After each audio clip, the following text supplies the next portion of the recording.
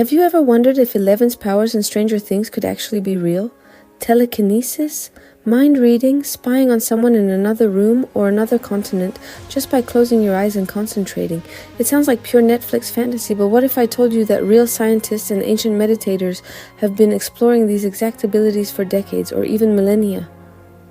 Before 11, before Master Yoda lifted an X-Wing out of a swamp with the Force, cinema was already obsessed with psychic powers. Think of Carrie in 1976, Scanners in 1981, or later The Men Who Stare at Goats in 2009, all drawing on rumors and reports of actual military and psychological experiments into ESP, extrasensory perception.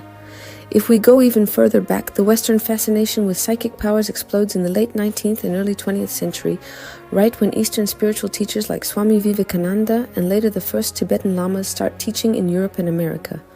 On one side, you have seances and parapsychology. On the other, you have yoga, meditation, and stories of yogis with strange abilities. Coincidence? Maybe not. By the late 60s and 70s, you get this wild cultural cross-pollination, psychedelics, meditation, Eastern philosophy, and serious talk about expanding consciousness.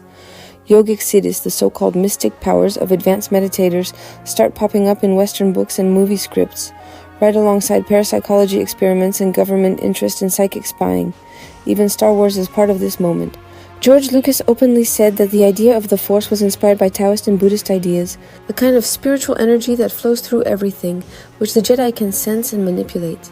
That as not so far from the idea of a meditator who can feel and influence the world with their mind. Fast forward to Stranger Things. The show gives us a government facility training a child to control minds and reach into other dimensions. That sounds like pure horror science fiction until you realize that during the Cold War, real money went into secret programs trying to train psychic spies. Places like the Stanford Research Institute, SRI, in California, ran experiments on remote viewing, people trying to describe hidden targets at a distance, under controlled conditions. At the same time, spiritual teachers from India and Tibet were talking about siddhis, extraordinary abilities emerging from deep meditation.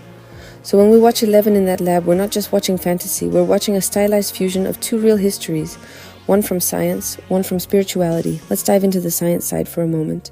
In the 1970s, physicists Harold Puthoff and Russell Targ at SRI ran a series of famous experiments on remote viewing that claimed ability to perceive distant locations or hidden objects without any normal sensory contact. Their star subject, Ingo Swann, would sit in a shielded room and describe places he couldn't see.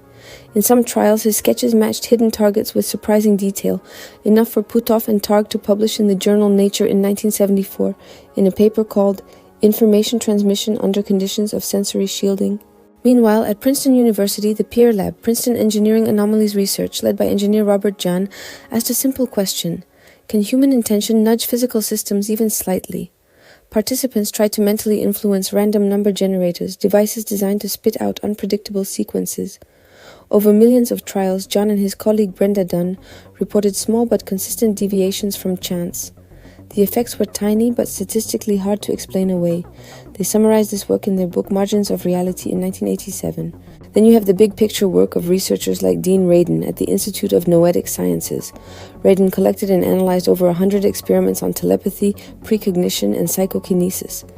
In his 2006 book, Entangled Minds, he argued that the data taken as a whole suggests some kind of weak but real PSI effect, and speculated that it might be related to deep features of the universe, maybe even similar in spirit to quantum entanglement.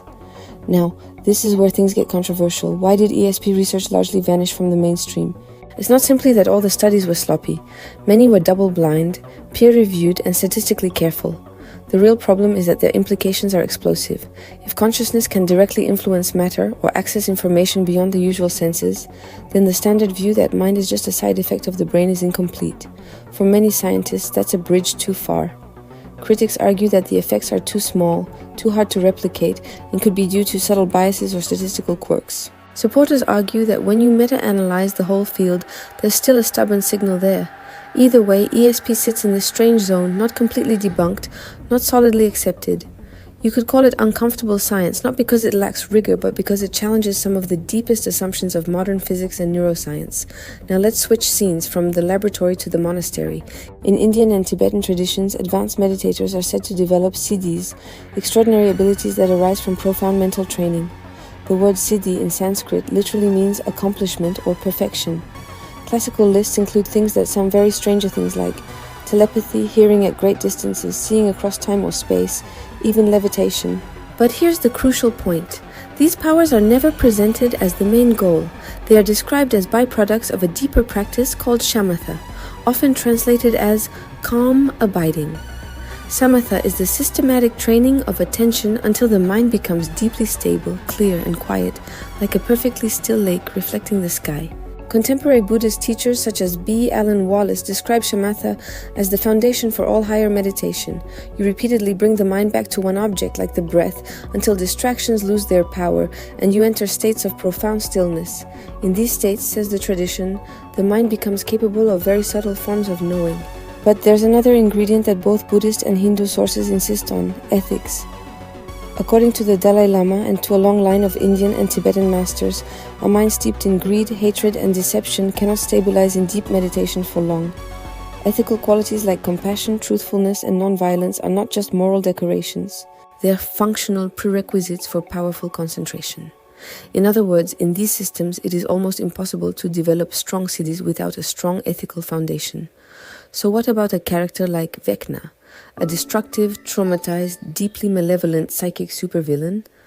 From the contemplative point of view, that's extremely unlikely. The idea that someone could cultivate the refined mental stability needed for siddhi-like powers while being consumed by hatred goes against the core logic of these traditions. In their view, the clarity of the mind is proportional to its purity. The more selfish and violent you are, the more distorted your perception becomes. So if siddhi-like abilities exist at all, the real-world version of 11 or a powerful psychic would probably look less like a horror villain and more like a very grounded, very compassionate monk or yogi, the kind of person who would be horrified at the idea of using such abilities to harm.